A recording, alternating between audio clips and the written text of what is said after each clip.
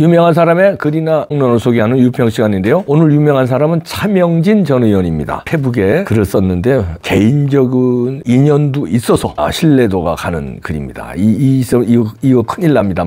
마은혁에 대한 건데요. 일단 그대로 읽어드립니다. 마은혁은 나의 대학교 같은 과 2년 후배입니다. 개인 간의 일이어서 머뭇거렸으나 대한민국 명운이 달린 문제가 되어버려 공개합니다. 나는 학교 다닐 때 그 친구와 특별한 교분은 없었습니다. 다만 같은 운동권이었고 인간적으로 훈훈하고 설득력 있게 말을 잘하는 친구라는 인상이 있습니다. 사회에서 노동운동을 할 때 나는 서울 구로공단에서 김문수 씨가 우두머리인 선오련이라는 조직의 일원으로 일을 했고, 그 친구는 인천에서 노회찬 씨가 우두머리인 인민노련이라는 조직에서 일을 했습니다. 당시 선오련이 선발주자였는데 뒤늦게 출범한 인민노련은 선오련을 뛰어넘는다는 의혹 때문이었는지 강령에서 사회주의를 공공연한 목표로 내걸었습니다. 마은혁이 인민노련에 속해 있다는 풍문은 들었으나 직접 만나지는 못했습니다. 한참이 흘러서 내가 한나라당의 국회의원일 때 어느 날 마은혁의 전화를 받았습니다. 오래전 기억이라서 사실관계가 어긋나 자꾸 고쳐 쓰는 것 양해 바랍니다. 이념 편향적 판결로 무리를 빚고 있었던 마 판사가 그로 인해 자신의 대임용 문제가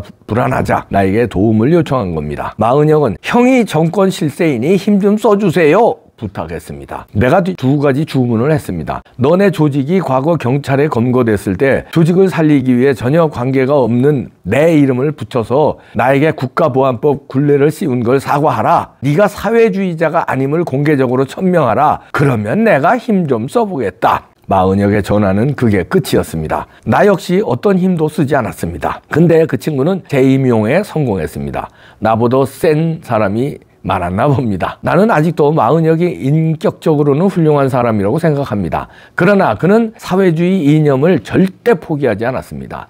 그의 행동거지에는 혁명을 위해 수단 방법을 가리지 않는 혁명가 특유의 작풍이 고스란히 남아 있습니다. 반국가 세력이 왜 저렇게 마은혁 임명에 목을 매는 걸까요? 그는 문영배 같은 친구처럼 그냥 좌파편이 아닙니다. 보통 법관처럼 온실 속에서 세상을 재단하던 사람이 아닙니다. 우리가 흔히 보는 여의도 586과도 다릅니다. 목숨 걸고 맨손으로 혁명을 하려던 사람입니다. 헌법재판소를 확실히 적화하는 공작을 할 수 있는 1급 요원입니다. 마은혁이 헌법재판소로 들어가는 순간 탄핵 인용이 한 명 더 늘어나는 것이 아니라 분위기가 180도 바뀔 겁니다. 마은혁이 민주당의 마은혁 임명을 위해 내란 수준의 작당을 하는 이유를 나는 알 것 같습니다. 이렇게 차명진 의원이 지적했는데요. 마은혁 임명하면 큰일 나겠습니다. 대학교 2년 후배라서 잘 안 되는 거죠. 근데 인품은 나쁜 놈은 아니다. 그런데 공산주의, 사회주의로 그리고 혁명을 하겠다는 게 몸에 밴 사람이다. 큰일 난다. 그 사람 헌재 들어가면 단순히 9명 중에 1명이 아니라 헌재를 싹 공산화시킬 것이다. 혁명을 할 것이다. 이런 얘기입니다. 그렇게 되면 어떻게 됩니까? 헌재가 공산화되면 나라가 공산화돼요. 왜냐하면 거기서 헌법 판결을 하는데 예를 들어서 4.3 사건이라든지 5.18이라든지 각종 역사적인 굵직굵직한 사건이 글로 올라갈 거고 대통령 탄핵 같은 거 어마어마하게 중요한 거 아닙니까? 이걸 공산 세력이 헌재를 장악하면 혁명을 하겠다는데 목숨을 걸고 혁명을 하려던 사람인데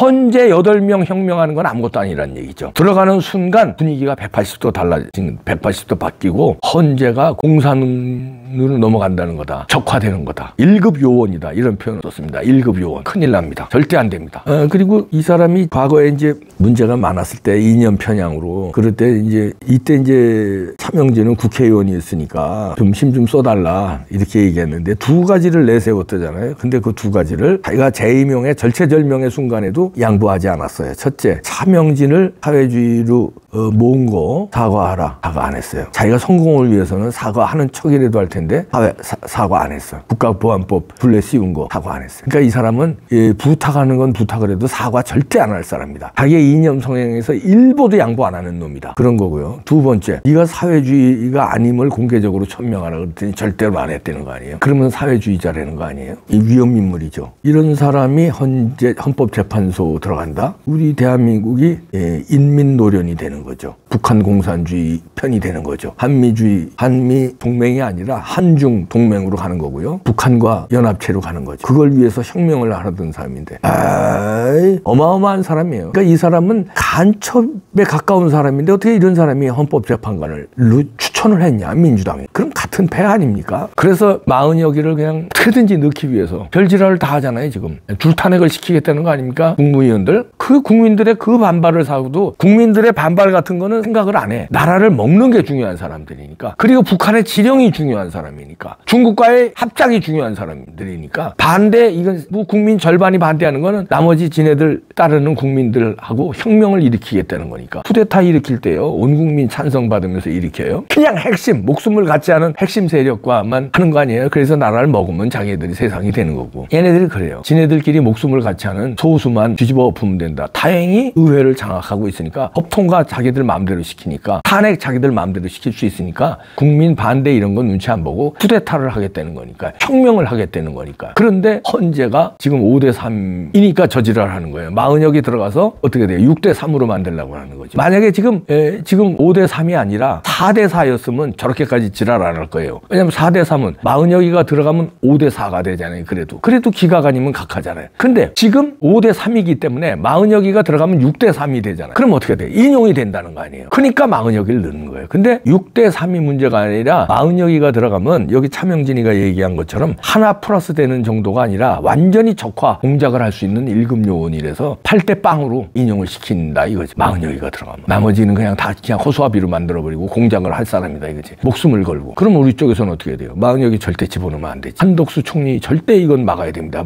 목숨 걸고 막아야 돼요. 임명 안 하면 그만이에요. 그래서 한덕수 권한대행을 또 탄핵시킨다? 아, 그 또 탄핵 당하세요. 그럼 또 돌아와요. 그러면 어떡하냐고요? 그렇게 되다면은 나머지 민주당을 지지했던 국민들도요, 돌았을 거예요. 진짜 빨갱이들 한 주만 남을 거예요. 지금 민주당을 지지하는 사람들은 진짜 빨갱이들도 있지만, 그 민주당 지지자의 절반 이상은 그냥 우파가 싫어서, 아니 그냥 고향이 전라도라서 뭐 이렇게 해서 민주당을 지지하는 사람들이 그래도 많을 거예요. 근데 그 사람들이 볼 때 또 한덕수 총리를 또 탄핵을 해? 야, 헌재에서 기각을 했는데 또 탄핵을 해? 이놈들은 무슨 짓이든지 다 하는 놈들이구나. 내가 아무리 전라도라도 너희들은 못 밀겠다. 내가 아무리 좌파라도 너희들은 못 밀겠다 하는 사람들이 많이 나올 겁니다. 그래서 못할 거예요. 그렇게. 그건 우리 생각이에요. 그래서 못할 거예요. 그건 우리 생각이에요. 저놈들은요, 그런 거 저런 거 생각 안 한다니까. 목숨 걸고 혁명하는 놈들이에요. 이걸 혁명의 일환이라고 생각해. 욕먹는 것도 혁명의 일환이요, 법을 파괴하는 것도 혁명의 일환이고. 그러면 얘네들이 헌법 뭐 이런 거 신경 쓸 것 같아요? 혁명하겠다는 놈들이. 그래서 죽기 살기로 40역을 넣는 거예요. 이것도 혁명의 일환이다. 무서운 놈들입니다. 우리도 무서워집시다. 차명진이가 이렇게 제대로 나오네. 내 대학교 2년 후배라서 잘 아는데 이놈은 안 된다. 1급 요원이다. 무조건 막아야 된다. 무조건 막읍시다. 한덕수 권한대행님 무조건 막아주세요. 안 막으면 큰일 납니다. 이렇게까지 국민들이 알고 차명진까지 이렇게 폭로했는데, 에이, 무조건 막죠. 저들이 이제 우리가 막으면 무슨 짓이든지 하는데, 그 무슨 짓에 우리도 무슨 짓을 했는데, 그냥 사거리 우리도 무슨 짓이야. 너들만 무슨 목숨 걸고 혁명했어? 이승만 대통령도 그 당시에 목숨 걸었고, 박정희 대통령도 그 당시에 목숨 걸고 혁명한 거야. 우리 국민들 지금도 목숨 거는 국민들 있어요. 헌재 앞에서 단식하고 벌써 분신으로 두 분이 돌아가셨어. 우린 목숨 안 거는 줄 알아? 이거 이놈들이 어디서 까불고 있어. 우리 이 헌법 제도 하에서 물론 뭐 더 궁극적인 헌법 수호 세력은 뭐 국민의 저항권이라는 말이 있지만, 일단 헌법 제도의 틀 안에서는 그거를 대통령이 그냥 받아들이게 되면은, 이거는 앞으로 이런 일이 막 반복이 된다 그러면은 정말 정치적인 이런 그 사법이라는 이름을 쓰고, 이런 꼭 필요할 때 써야 되는 칼을 정치에 가지고 와서 하게 되는 그런 거를 초래한다고 하는 말씀을 이미 여러 차례 제가 드린 건데, 다시 한번 반복해서 드리는 것입니다. 이제 이 미점령군하고 미군 철수해버리겠다는 얘기였어요. 제가 그래서 다행이다.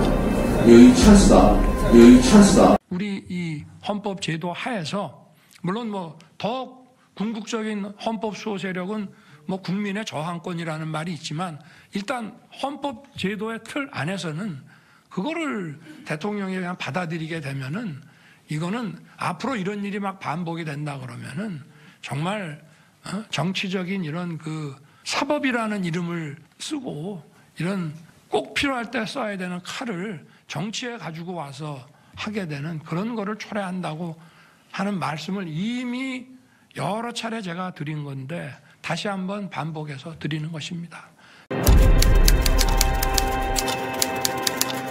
이제 이 미점령군하고 미군 철수해버리겠다는 뜻이었어요. 제가 그래서 다행이다. 여기 찬스다.